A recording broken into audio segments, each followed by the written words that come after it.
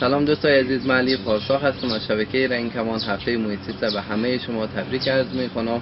به مناسبت همین هفته قرار است برنامه‌های بسیار خوبی داشته باشیم در راستای حفاظت از محیط زیست که توسط نهادهای سبز و اداره محترم محیط زیست ترتیب داده شده. یکی از این برنامه‌ها که فردا روز جمعه ساعت 9 است و من همه شما را به این برنامه دعوت میکنم.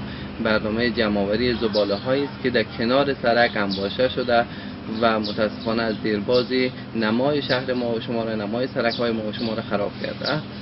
ما تلاش میکنیم کنار همدیگه و با همکاری مامورین ریاست تنظیف امیز زباله‌ها را از یک ناحیه شهر کابل، ناحیه 13 جمع‌آوری کنیم.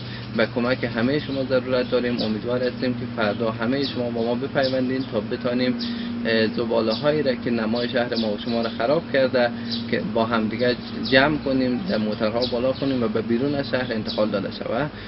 کمپاین فردای ما ساعت 9 صبح در چوک شهید مزاری است که به استقامت جاده شهید مزاری امتداد پیدا میکنه و ما باز هم تاکید میکنم که دوستای عزیز ما در صورت توان اگر میخواین در برنامه‌های محیط زیستی امسال سهم داشته باشند و هم خیرات، هم ثواب و هم نیکی‌های این روز و خاطره‌های این روز با خود داشته باشند، با ما بپیوندند. ممنون از شما.